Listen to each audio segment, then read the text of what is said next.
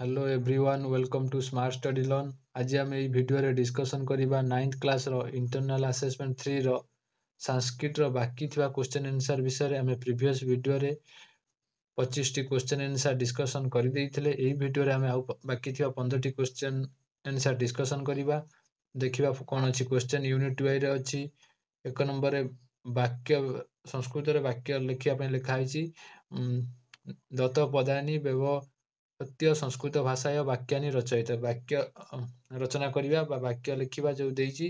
Fast देइछि अंतरा तार सरोवरम अंतरा पद्म विकसति प्रथम टा हेजियो। सेकंड रे देइछि अनु मातरम अनु पुत्र धावती। तापर 3 नंबर टा हेजियो नदी जावत गच्छामि।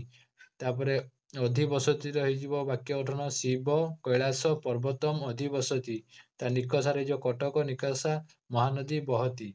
तापर यूनिट 3 रो फर्स्ट क्वेश्चन अछि तत्र पुस्तकानि डैश यार उत्तर हो आसन। तापर अह धन। तापर सेकंड क्वेश्चन यार उत्तर हो अलभे। तार 3 रे क्वेश्चन अछि भवान पुराणम यार उत्तर हो श्रोणु। तार आईवी रे क्वेश्चन अछि तोंग मा न डैश यार उत्तर हो जानासी। तापर भी नंबर क्वेश्चन वैदेशिका भारतवर्ष डैश यार उत्तर हो अधिकरोति स्म। तापर unit ivy row first question देखिए अहं डैश पुच्छामि यार उत्तर हो बालकं। तापर 2 रे अछि पुत्र डैश गच्छति यार उत्तर हो पुरी। तापर 3 रे अछि मम डैश अस्ति यार उत्तर हो धनम।